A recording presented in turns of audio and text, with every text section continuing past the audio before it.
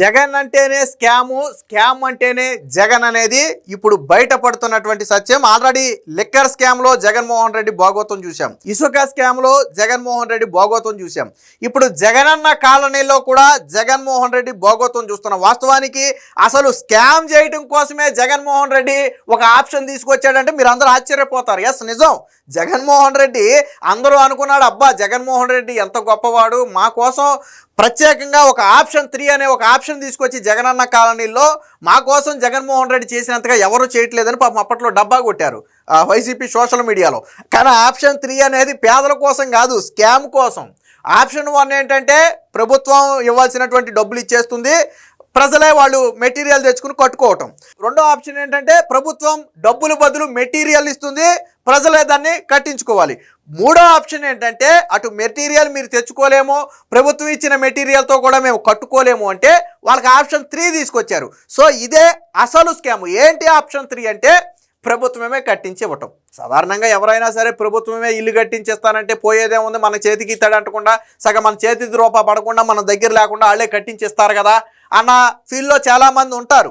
దాంతో ఏం చేశారు, దాదాపుగా 3.5 నుంచి 4 లక్షల మంది ఏం చేశారంటే మాకు ఆప్షన్ 3 కావాలని పెట్టుకున్నారు. అంటే ఆ 4 లక్షల మందికి జగన్మోహన్ రెడ్డి ఇచ్చినటువంటి స్థలంలోనే ఇళ్ళు కట్టి వాళ్ళకి అప్పచెప్పాలి. కానీ జగన్మోహన్ రెడ్డి తెచ్చింది స్కామ్ కోసం, మీకోసం కాదు అని ఇప్పుడు బయటపడేసరికి అందరూ నోళ్ళు ఎలబెడుతున్నారు.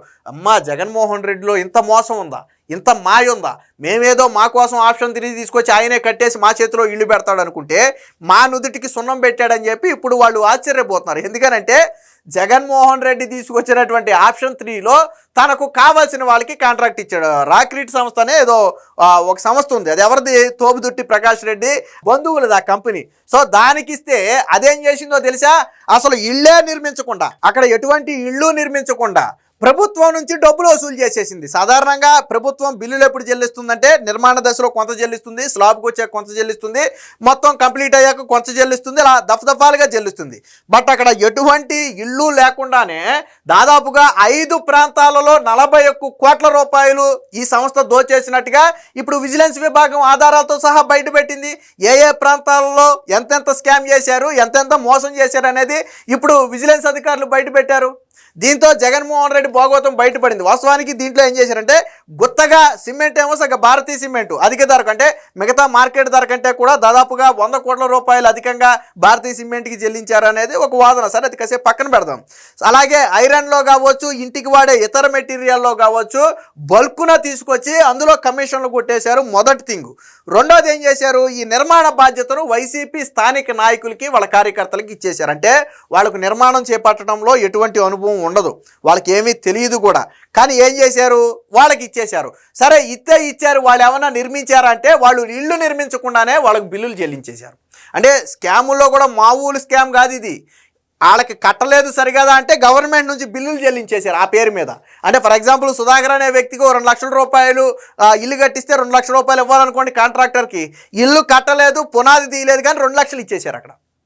సో ఈ రకమైనటువంటి ఆ స్కాములకి అయితే పాల్పడ్డారు. దానికి సంబంధించిన వార్త కూడా వచ్చింది, ఒకసారి చూద్దాం. 5 ప్రాంతాల్లో 41 కోట్లు దోచేశారు. జగనన్న కాలనీల పేరిట చేపట్టిన ఆప్షన్ 3 ఇళ్ల నిర్మాణాల్లో దోపిడీ.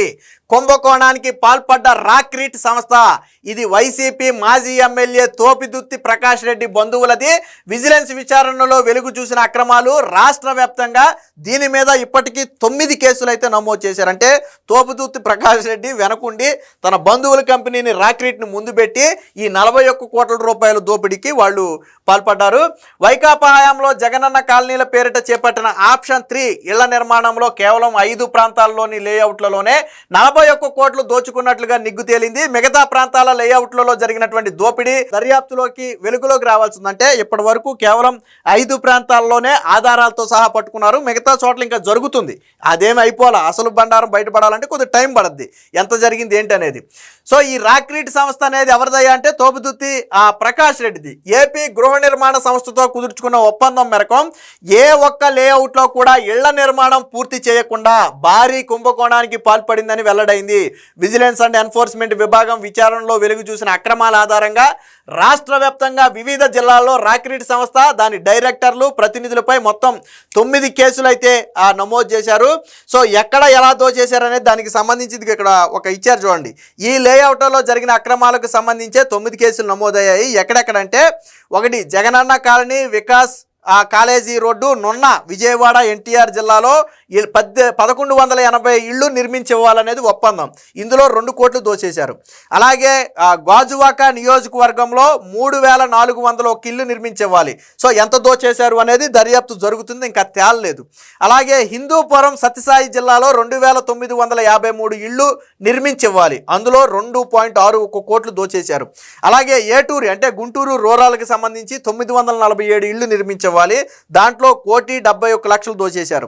అలాగే ఏలూరు జిల్లా చొదిమెళ్ళ కొమడవోలు పోనంగి మొదలగు ప్రాంతాలలో 6,525 ఇళ్ళు. ఇది భారీ ఇళ్ళు కొద్దిగా. సో ఇందులో అవినీతి కూడా ఎక్కువగానే ఉంటుంది. బట్ ఇది తేలాలి, దర్యాప్తు జరుగుతుంది, ఇంకా తేలలేదు.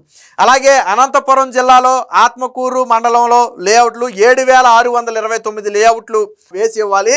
ఇందులో 24 కోట్లు దోచేశారు. అంటే నేను ఇందాకే చెప్పాను, అందుకని ఇది 6,000 ఇళ్లలో కూడా అవినీతి అనేది భారీగానే ఉంటుంది. ఇందులో 24 కోట్లు దోచేశారు. ఇక పులివెందుల జగన్మోహన్ రెడ్డి అడ్డాను కూడా వదిలిపెట్ల. ఈ పులివెందుల ఏదైతే వైఎస్ఆర్ కడపలో ఒక మెగా లేఅవుట్ వేశారో దానికి 4,912 ఇళ్లు నిర్మించివ్వాలనేది ఒప్పందం.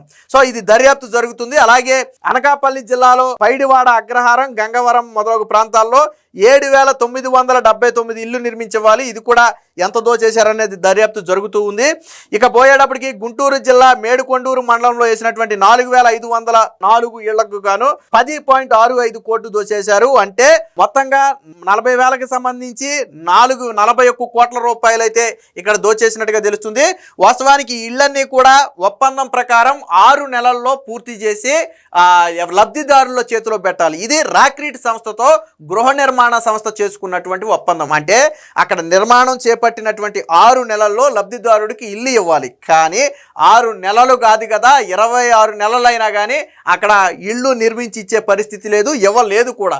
సో దానికి సంబంధించి ఎక్కడెక్కడ ఏ లేఅవుట్లలో ఎంత దోచేశారు అనేది కూడా ఇక్కడైతే చెప్పారు.